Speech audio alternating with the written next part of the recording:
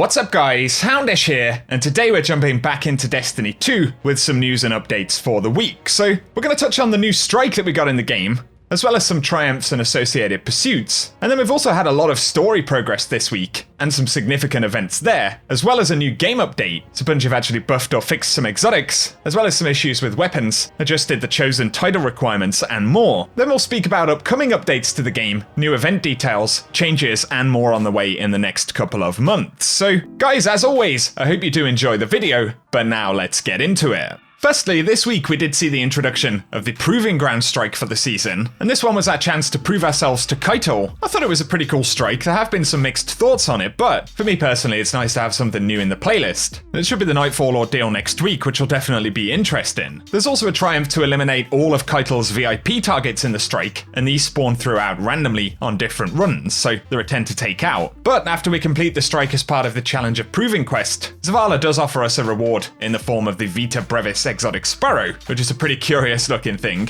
But also, we got a cutscene which was pretty awesome, and this is the Vanguard meeting with Kaitl after our victory. And so spoiler alert right here, I know quite a few players did actually miss it in the game, so check it out if you like.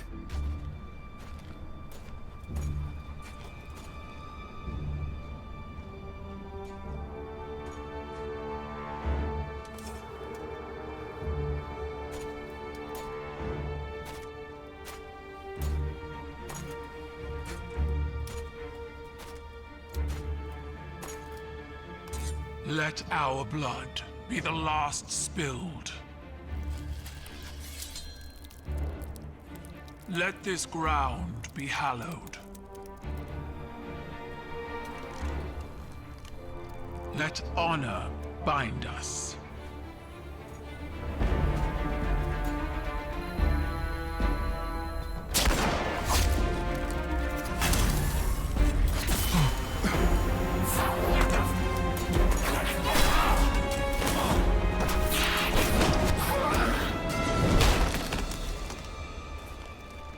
I didn't order this.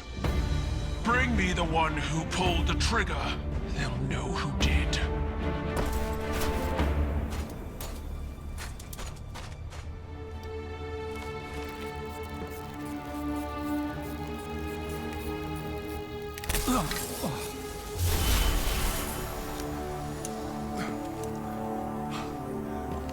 Are you all right?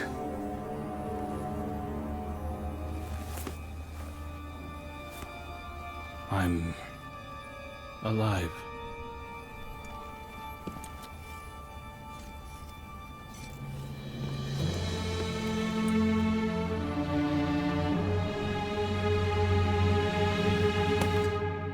Pretty crazy stuff right there, as the Scions attempt once again to take out Zavala with the Light Disruptor device. And of course Kaitl saves Zavala, and this means we've now got the support of a key Cabal group. And of course Crow was able to demonstrate his allegiance to the Vanguard as well. And so Zavala has sent him on an assignment to prove himself, which only increases the chance that we are looking at a Hunter Vanguard role for the Crow in future. It's definitely looking more possible than ever. And so, kind of a busy story week on that front, and I'll be curious to get any of your thoughts about it down below. However, the update that we had to the game yesterday did have a few additional fixes on top of the stasis stuff. So, Bungie updated the Mantle of Battle Harmony for the Warlocks to function in PvP, and they said that it grants a small amount of super energy when defeating Guardians with weapons matching the damage type of your super, and grants a small damage bonus when defeating enemies with weapons matching the damage type of super when your super is full, but at a shorter duration than when you defeat combatants in PvE. So it's essentially just a little bit less potent inside of PvP, but the perk is now actually functional, which is always good. On top of that, they did fix the issue that caused Eyes of Tomorrow to do less damage than intended, and bad luck protection for Eyes of Tomorrow should now be working correctly, so we'll probably see quite a few more of those dropping in the raid. And then they fixed a problem where Guardians could embrace their darker side and damage teammates using the Frenzy perk. And they've also added Unrelenting as a possible perk for the Swarm machine gun. I believe it actually had a perk appearing twice in different slots, so they've kind of mixed that up a little bit. And then they nerfed the Stasis Fragment quest objectives inside of Crucible. They were certainly a bit too long-winded. They also fixed a problem where players could earn exotic ciphers with a full inventory, resulting in the loss of the reward, and problems that prevented the Trash the Thresher triumph from completing even when conditions were met. So that should be dropping reliably. And they replaced the Bound in Memory triumph with all the scattered memories for the Chosen Seal and Title to ensure that players who missed a week of playing Presage activity could still earn the seal before the season ended. So if you did happen to miss a week, then hopefully that'll no longer be an issue if you are going for that title. And so, now looking to the remaining roadmap for this season, we could probably expect more story stuff to come. There are some threads here and there, like the Crown of Sorrow hidden aboard the Glycon. And then outside of wrapping the season up, the other main content beat that we know about would be Guardian Games. So there will be new armor, which we previewed a few days ago, and also a new exotic Sparrow. It looks like this one may be a reward for completing all of the event triumphs for this year. The triumphs are visible on Light GG, but we can see this one has a classified reward. Quite possibly going to be that Sparrow. And then there will be other cosmetics and the heir apparent catalyst and ornament. It looks like the catalyst will actually be earned via a quest of some sort. That's another triumph listed for the event. And we'll be earning various medals. We'll talk more about mechanics in a moment, but it seems reasonably likely heir apparent will be earnable as well. And then there is the probably Eververse related ornament right here, shared by Monteven on Reddit. Then in terms of mechanics, there are a couple of interesting things. So to earn extra laurels for our classes, we'll need to acquire contender cards for different playlists. This also tells us that certain playlists will be the focus for the day, so again from the event triumphs here, we can see complete strike contender cards while strikes are the daily focus, but also crucible cards while the crucible is daily focus, and then we've got the same for Gambit. And so more than likely playing in specific modes, depending on the featured day, is going to contribute more laurels to earn towards the winning class for the year.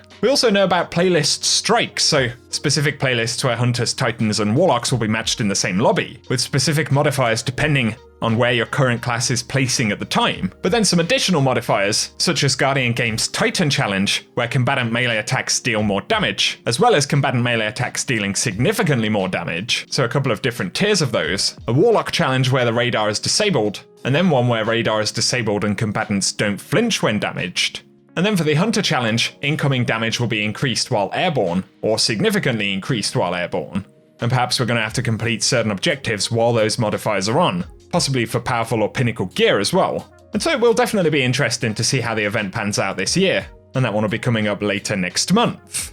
To speak briefly about the future season though, you may have seen some Season of the Plague stuff online recently, and this is actually a Destiny 2 community project. They say that they will have an announcement on May 5th, but bear in mind this isn't an official release from Bungie. We're not entirely sure what the announcement itself is going to be either, but we can see the community have been almost designing concepts around a Siva-themed season for the game. Obviously in a bit of a push to encourage Bungie to revisit Siva, but also I guess for fun, although we'll have to wait and see what they reveal on the 5th of May, so that'll be interesting. And then separately, Bungie will of course talk about Season 14 as well, and we don't know what the actual theme for the season is going to be, but we know a couple of details, and we'll only see a power level increase of 10. Then of course the sunsetting mechanic won't continue, and relevant drops right now will stay relevant for quite some time to come. Ada 1 is going to return to the tower, and the appearance customization menu will arrive, which will be a cosmetic transmog essentially. And then Akura Ray is going to be taking more of a central story role, as well as the return of the Vault of Glass. All of that kicking off in May, so a few more weeks to go and we'll get a much better idea about that content drop. But for today guys, that's everything we have to round up in the video, so